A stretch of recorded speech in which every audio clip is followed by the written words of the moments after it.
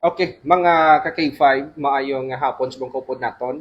Si punong barangay Madonna Martino sa barangay Concepcion City proper. Iniangot sa reaksyon niya ang may kantanan diri sa mga karatula no sa nahamtang or nabutang diri sa gina-construct nga multipurpose hall diri sa iyang barangay Cap maayong hapon sa K5 News FM Iloilo. Amayo nga panggali sa taga Palamati kag ara mismo sa mga Facebook sang K5 kag mayong hapon man Aaron.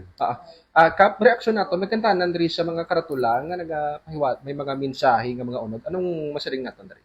Ang mga karatula nga ina ako mismo nagpatakod sina dira. Kay tungod amuna ang mga likramo nga nabatian ko adlaw-adlaw sa mga kabataan kag sa mga pumuluyo ko.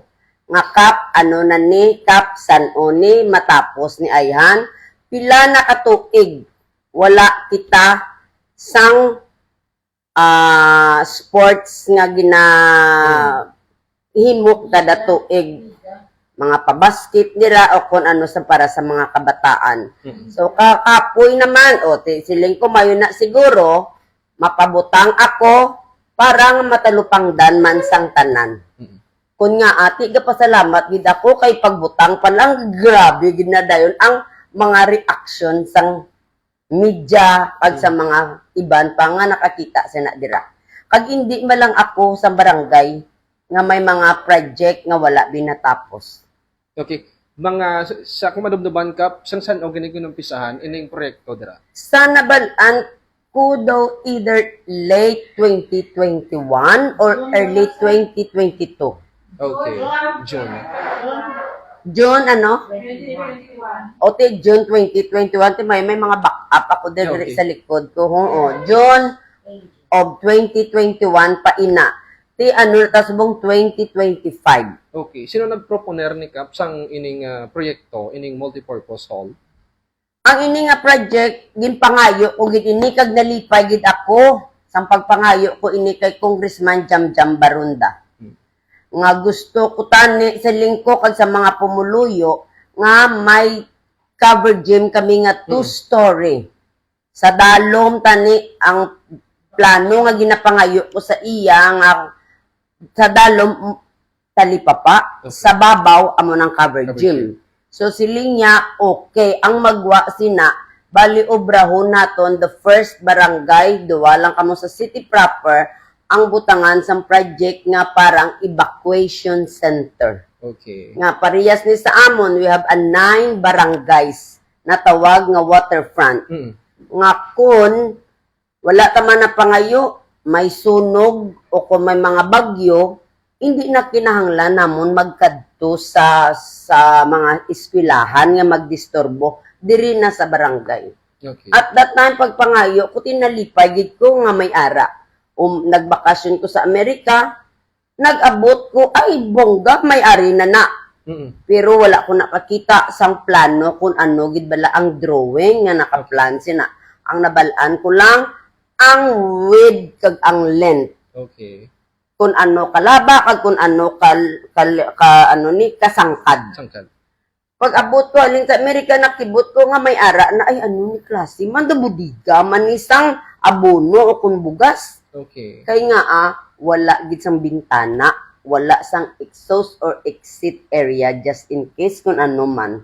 Kag nakibot ako nga may daw half sina may layer kag kadamo-damo sa mga poste. Okay. Kay in kaso tani iya kun matabo iya nga italipapa, magbra kami do mga na cubes na nakumpila na ka 1 by 1 o kag sa babaw abi ko didto na ang mag-evacuation kag mintras wala ginagamit kag wala man disaster gawo og obrahon nga basketbolan o kon halampangan sa mga kabataan. Okay. So mo matandaan ka paano ka or pila ka tuig ang antes nimo sa mahuman ang ining kangay sila nga proyekto. So naban ang ina nga proyekto do mga more or less ang budget mati ko na is 40 million. Ang ina daw sobra guro isa ka tuig kagamo lang na anay man natapos. Okay. Okay. So musilingon pila may by phase ang pagtapos ang ining proyekto. Ang ba nila 2 trans lang na kuno mo. First trans ka ang second trans, bali na tawag nila. Ti asta subong, asta nga dugin pabayaan naman lang, ti, amo na iya nga ako yan, wala ko ya, tago-tago, ako na iya, nagpabutang, kay amo na ang nagbatian ko kag sa ginaplikramo permi sa mga pumuluyo sa akon. Dali ko ba ilang butangan, tadao para nga matalupangdan man ina ang aton cover gym. Okay, estimated kabdra sa nasaring mo 40 million estimated ang budget. Tama-tama na ina nga makahuman sa multipurpose hall. What I mean is magamit na gid sa wala. Ang 40 million? Oo. Ay susaka bastante, bungga na na ginaya katama, yaya magambal ka imo kumpleto na gid na, bas sobra na gani. May tiles na, may mga lights na, may nami na iya, fully consabalay, pero fully furnished na ginaya, sakaan na lang na, nami pa na mga pinta, mga kun ano, hasta sa subong nga mula na bali ang itsura ya. Okay.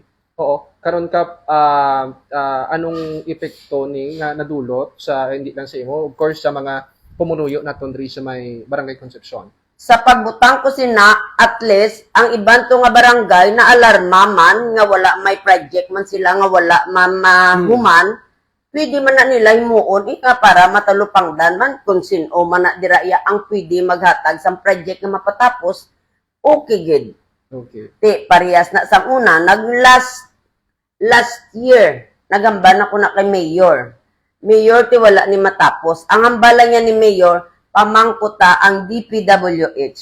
Kung may budget, ina o kung wala, nga na-propose, amo pagkadto mo di sa akon, nga pangitaan, para mapadayon, ina, ngay kay ti, ang kakulubaan, gaulan, nagasulod, nagatagas ang tubig, ti, ang simento, kag ang hollow blocks, kay ang iban sa mga kilid, wala pa na ma-finishing lang. Okay. Ti, base bala magabok kag makanugon lang bala kag magwasag mala ang building, Okay. especially sa mga kabataan, ang ilang nga mga maindigid seguridad sa kabataan.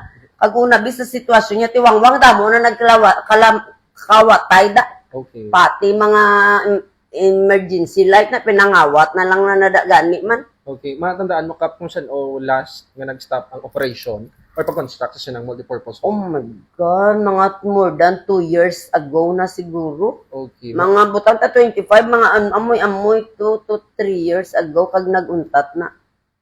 Mga 20 O 2023 wala na na mo. away na nag-operate or Wala nag-construct na 2023. gid. Oo. O anong reason kuno ka po is it nga nag-stop gid ang Yan ba nila tapos na ko na ang first tranche, tinastas mo naulat man ang second tranche. Okay, magsiling second tranche, it means nga matapos na gid totally ang ining project. Totally na gid na iya nga pwede Okay. na masakaan, pwede na magamit na iya, wala na gid iya sang balikan pa sa amo na nga mga budget nga ang amo nang hamba nila nga 40 million. O pag-check mo ka, bastante sa pondo ang ining project. When it comes na daya, wala man kami na iya kabalo kung isip-isipong sa nambal ko ya. Mm. Wala ko kakita isang plano. Okay. Basta ang nalipay lang kuya nga tagaan project ang ginapangayo ko nga mag 2-story tani ang amon nga covered gym. Okay. Nga sa dalom obrahon talipa pa or sa babaw amon ang covered Covered gym gym. nga obrahon nga man nga double purpose nga evacuation center. Okay, matandaan mo kap kung sino gid nag-propose or nagpalapit si Kong Jam Baronda gid nagkadto sa imo. Ako nibutangan sa project or ikaw mismo Ako ya mismo nagkadto sa iya kay tungod why saya kagi biskan ano nga project diri sa barangay ko. So amo lang gina napangayo ko sa iya nga tani kong taga iman niya para magnami nga at least sa tubang gid ni ang amon di nga cover gym obrahon 2-story. Tiya mo na ang isya man nag-decide man nga mas maayo na nga para obrahon sang 2-story pero evacuation center para nga in kaso sa iban man nga barangay gamiton man na dira Okay. ang purpose na. Oo. Kap nagapamangkot ang public sa mga comment section, sa mga separate post naton, na mga pictures regarding sa unod sa message. Nagkasiling sila kap nga may bahid ni sang pampolitika or may mando alin kay Mayor Triñas kuno ining pagbutang sa karatula. Sa number ko la kuya labot sang politika. Paglabi na gid, in fairness, wala man niya kontra si Kong Jamjam. Basta maginano, congressman na saya. Hmm. Wala niya sang pamulitika. Ang ako na niaging butang, may na matalupangdan. Mang guro, kay lapit na lang eleksyon, damo guro may mahatag na nga proyekto. Correct, correct, correct. Kay damo ka palapit din, nasyonal, local, ano man na dayang ipamulitika ko kay Jamjam, kay wala man saya kontra. Oh. No matter what, he is the congresswoman. Ang ako na yang kaiya na project, kung sa ano bala, inumpisahan mo, tatapusin mo. Mm. Kumagamba ko gani sa bana, kuya, honey, don't start if you cannot finish. Muna balangan mga saying. So, ang ginapangayo ko, ako na iyan nagdesisyon nga pabutangan ko kung ano ang nakasulat dira. Amo na ang mga kumod kag likramo sa mga pumuluyo ko, labi na gid sa mga kabataan sa akon nga ano na ni ang gym. Makita mo man ang mga palibot ka mga katama ka peligro. Base magkalatuslok na dira, magkalahululog to tanan sa babaw to mga kabataan. Mm. So amo na ang ginimo ko. Okay. Di mas nalipagid ko kay natulupangdan kag kadamo gali nga pwede. No, in fairness, wala sang pamulitika ni. Kay hindi man saya, wala man sa kontra bis ka maginano congresswoman na sa. Oh, Kap, lastly, Kap, since nga lapit na lang eleksyon sa Mayo na ni, panugyanta sa mga politiko naton, diri sa may Iloilo City, etika nga isa ni, may nakabinbin yung mga proyekto. Anong gusto naton, Kap, panugyan sa ila? Sa mga gapadalagan, kag sa mga pumuloyo, kabalo naman kamo kung sino ang dapat nga butuhon ninyo. Kay ara sa aton mga kamot, ang pag-uswag kag pag-asenso sang aton syudad sang Iloilo. Okay. Mayong hapon gid sa tanan-tanan. Okay. Mga ka-K5 na batian si Kap Madonna Martin, ang punong barangay sa Barangay Concepcion City Proper. Kap, madamong salamat sa tan ginhatag diri sa K5 News FM Iloilo. Mayong hapon sa inyo. Mayong hapon na.